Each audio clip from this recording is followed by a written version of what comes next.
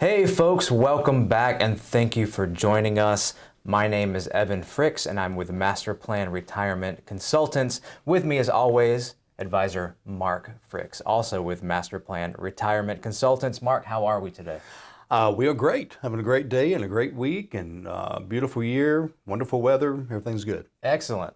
Well, today we will be discussing The Color of Money. And no, that is not the Paul Newman and Tom Cruise film about pool hustlers. Rather, even though Oh, that darn. is a fun one, that is a fun We'll one. do that next time. Rather, the color of money we will be discussing today refers to a spectrum of asset diversification, a way to classify your dollars based on risk.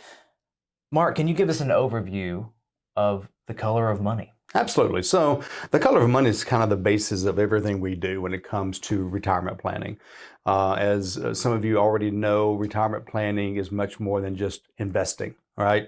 Retirement planning has to do with everything that occurs in retirement, whether it be Social Security maximization, tax strategies, income planning, Medicare, long-term care planning. I mean, it's just a whole spectrum of 12 to 15 areas.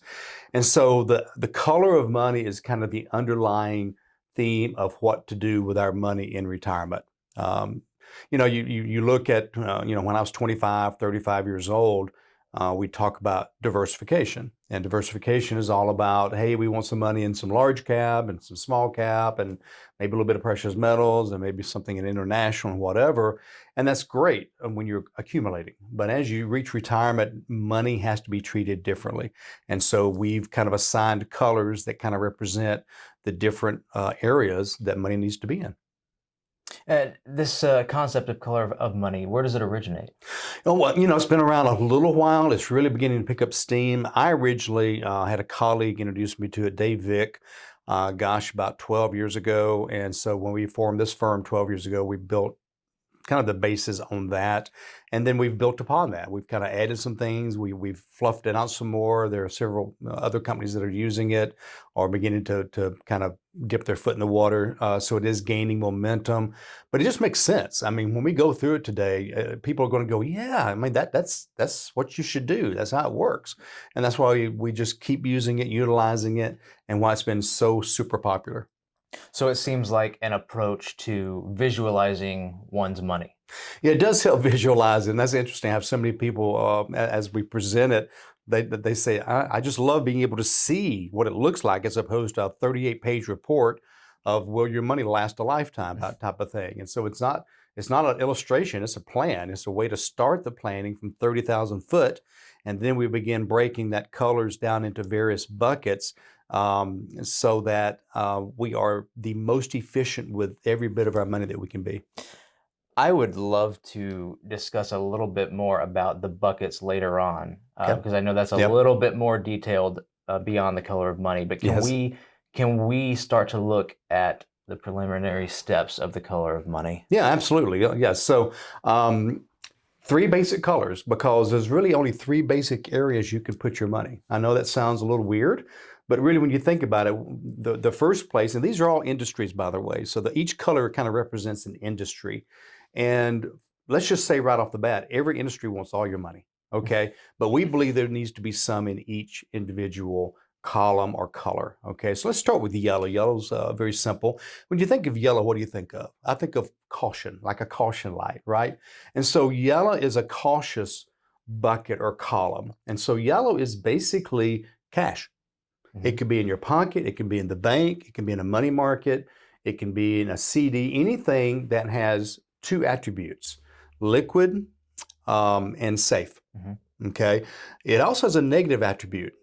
The negative attribute is it doesn't make anything, and that's why you have to be cautious. It feels really good to have a bunch of cash. I've got one client, bless her heart, if she doesn't have $200,000 in cash, she's just not happy.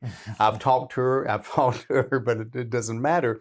But it feels good to her. And I said, well, I'm not going to fight that if it feels good. But think about last year. Our inflation was what, 8.5%?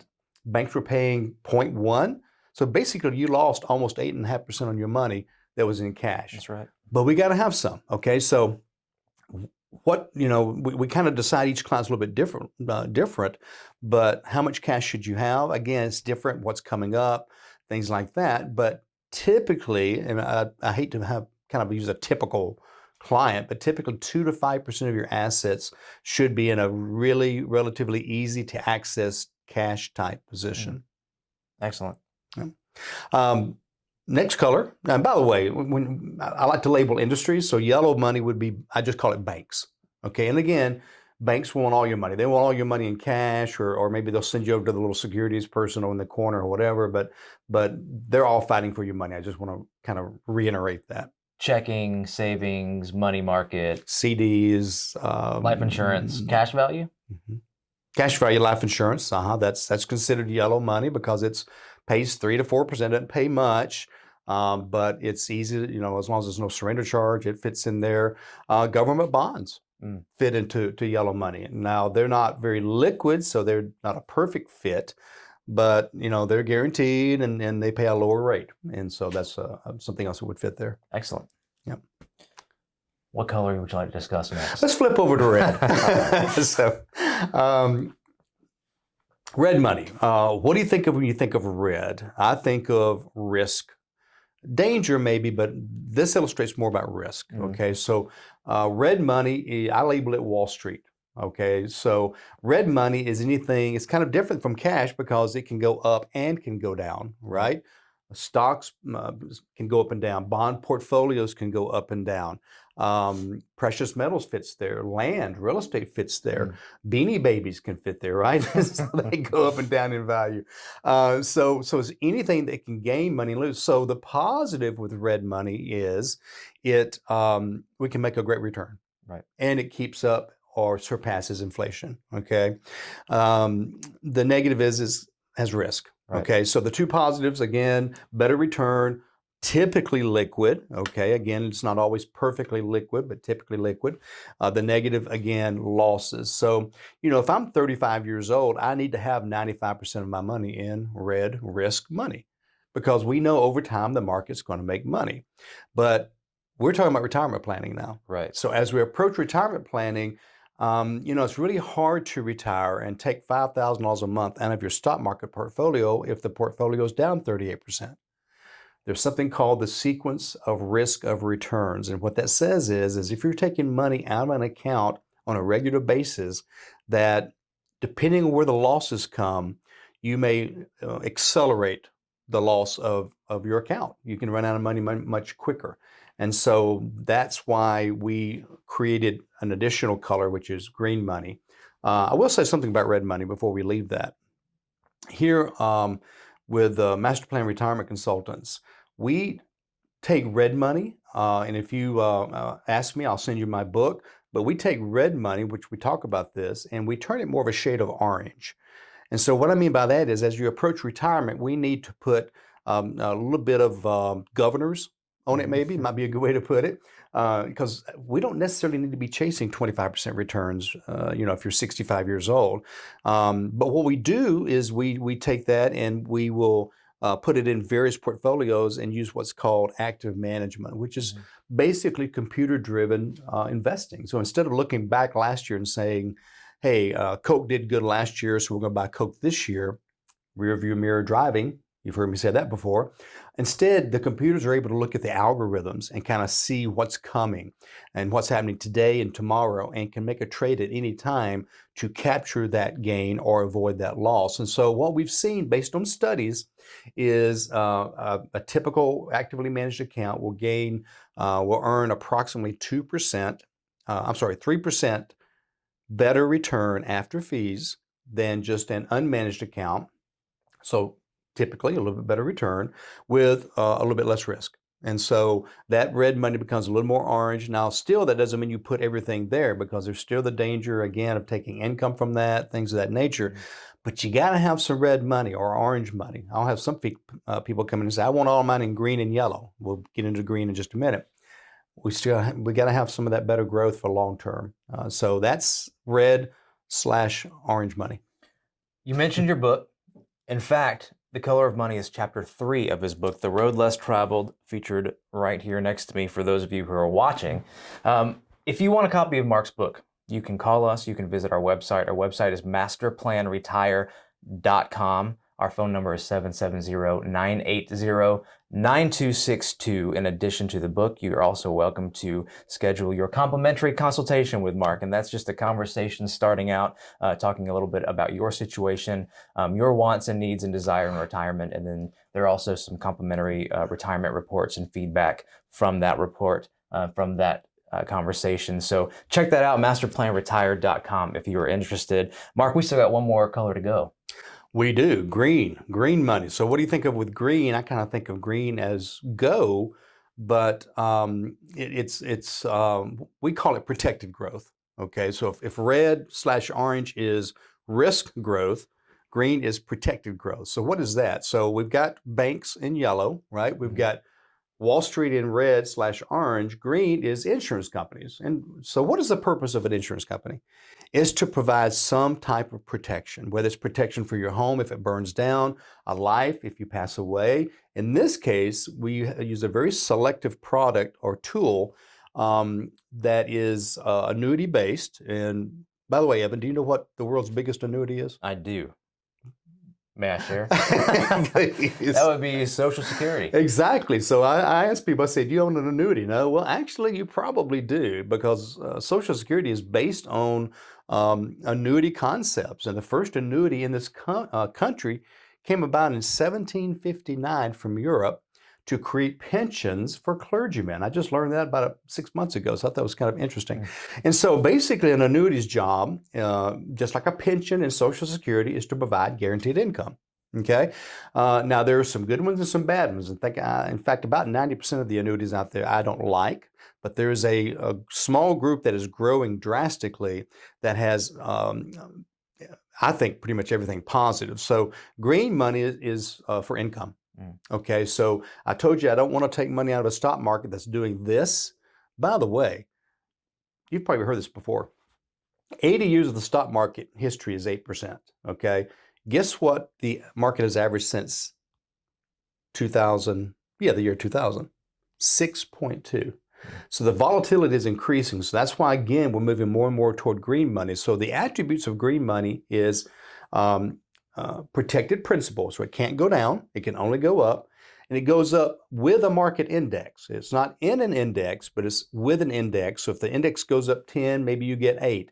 If the index goes up 12, maybe you get 10 or whatever. But if the index makes a negative 12, you get a 0, which feels pretty good when all your neighbors made a negative 12, right? And so that's stable enough that we can take income from it and even add a rider that creates guaranteed income for life. And on top of that, if you pass away before that bucket's empty, it keeps paying if you want to a spouse. Anything left in there can go to a death benefit to the kids. If you outlive the bucket, it still keeps paying you. So it's a perfect tool for income. So if we don't like taking money from the stock market because of what I said about the risk of sequence of returns, this is a perfect tool to use for that. And so it has become basically almost a 50-50 type scenario where about 50% of a client's money stays in the risk growth, right? The orange/red, and about 50% in green. Now that's not a rule, that's kind of a guide. Really depends on how much income you need, right? I mean, if you've got 2 pensions, 2 Social Securities, and you don't need much income, we might not put much in the green. Although a lot of people will come to me and say, I want more in green because I like protected growth. But still, it's good to have a balance because, again, green, the attributes, the 2 positives are, number 1, better growth than cash and protected principal, kind of like cash is. But the negative is the other 2 have liquidity. These have less liquidity. Well, kind of what I tell people is I say, is Social Security liquid? I mean, can you call them up and say, hey, I need 50 grand out of my Social Security? No, they're not going to do that. It's designed for income. The good thing about these annuities is they are liquid. In fact, they're 100% liquid, but there could be a penalty if you take out more than a certain amount each year. So kind of like a CD, maybe you're going to pay a 5% penalty or whatever. So that's why I love the 3 colors, because every one of them have a different negative, and every one of them have 2 positive attributes. And it's a great system. Now, if somebody walks in and says, hey, Mark, I don't want anything in the market, we're going to have a long discussion, okay? Or maybe we put something in a very simple bond portfolio, but I would never put anybody 100% in green. And I think I've got one client that's 100% in red or orange. everybody else loves the balance, Yeah. and it really works well. Yeah. You touched on it just briefly, but and I know every client that comes in is different. Everyone has a different situation financially, asset-wise. Also, everyone has a different risk tolerance of what they're Exactly. willing to Good accept. point. So how do you determine, from a 30,000-foot view, what percentage of their money needs to be allocated per color?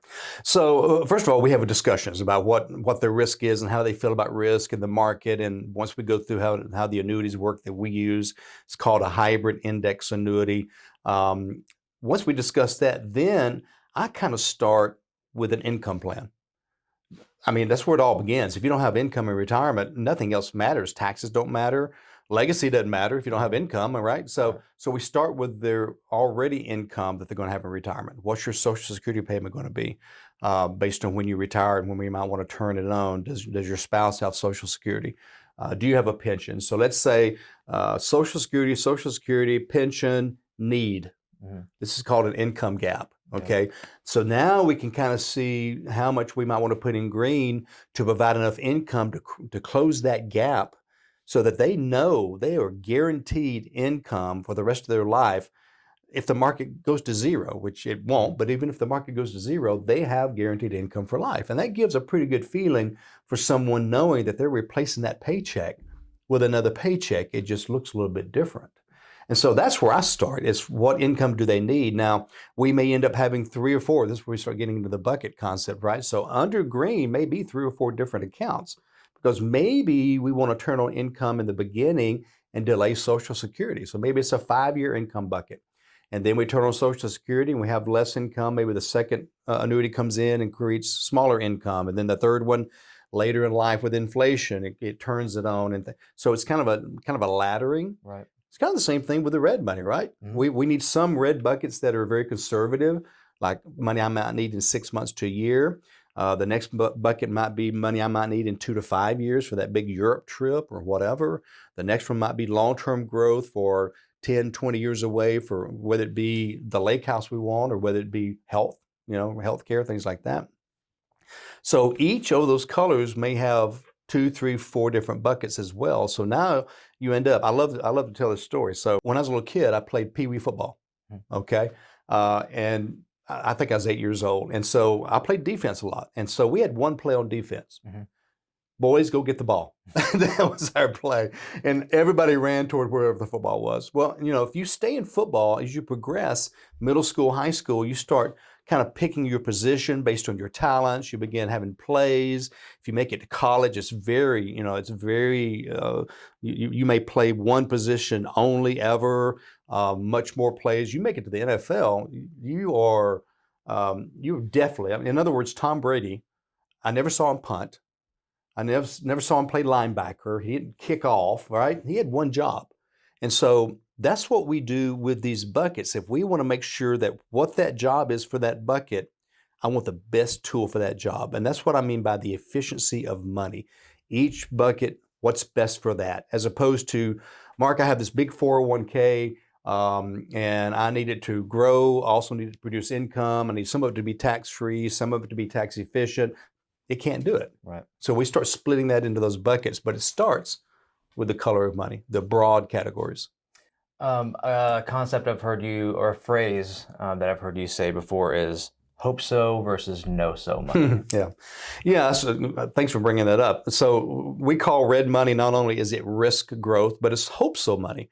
We hope that when we need it, it's there. And I'm not saying it's going to disappear. I'm just saying that right now, if I needed to buy a car, so I needed $30,000. Red money is not a great place to go because the market's down between 5 and 25%. And so now you're digging into something that's already down. That's called selling low. That's like not a good thing, right? Locking in your losses. Exactly. You've locked in your losses. And so that's hope so money. I hope when I need it, it's there. Green money we call have to money. That's money we have to have because it's funny, the power company, you don't send them a check, things go dim, right?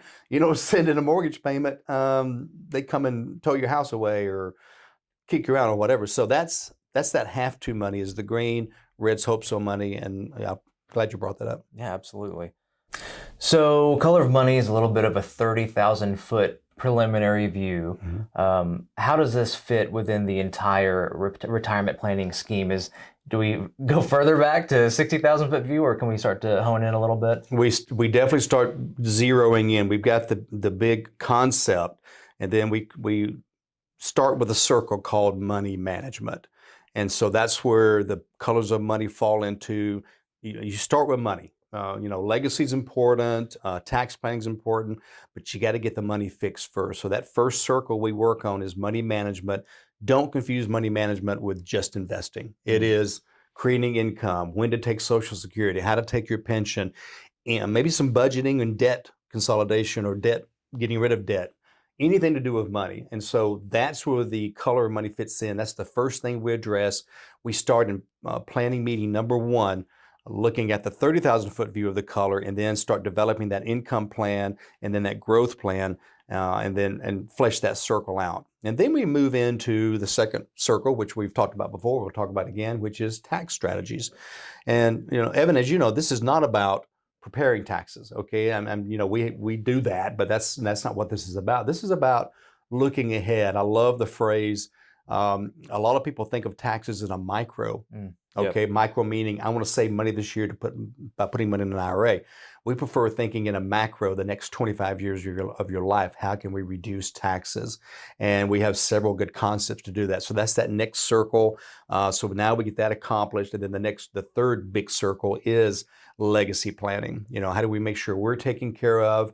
If we are incapacitated or pass away, making sure things pass on to either our spouses or the next generation, probate-free as much as possible, tax-free as much as possible, and just trying to make it easy. We even have meetings with the kids and whoever else is involved, if the client wants to make sure they know what's going on and how things are set up. So it's a seamless transition. As we've been in business, as I said earlier, 12 years. Our first 9 years, we had one death of a client.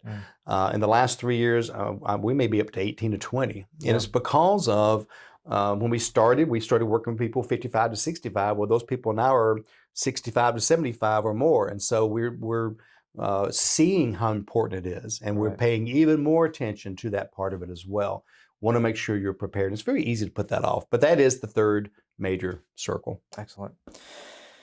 Well, folks, I want to remind you of our website, masterplanretire.com. There you can find multiple retirement resources, a link to YouTube, the radio show, other resources and handouts, information about our firm. But the most important thing there is a Schedule Now button, and that will take you directly to Mark's calendar, where you can find a time that works best for you and schedule that complimentary consultation. No strings attached. Have a conversation with Mark, get a little bit of insight from him, and he'll get a little information from you as well, and see if we can't give you a starting off point at the very least. So feel free to check that out. Also, our phone number, 770-980-9262, extension 4.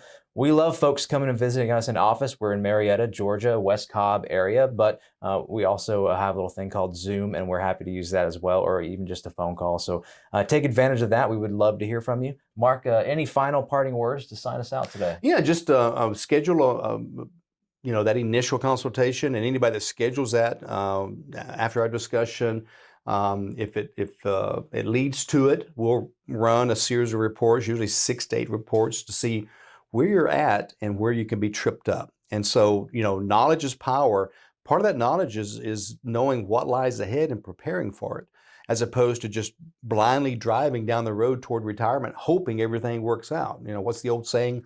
Hope is not a plan, type of thing. So that's kind of why we call it a retirement roadmap, because it is a roadmap to and through retirement. So yeah, make sure you schedule that. 30 minutes is always a great chat. I love getting to know people. And so masterplanretire.com is the place to go. Thanks, folks. We appreciate y'all tuning in. See you soon. And remember, plan well and prosper.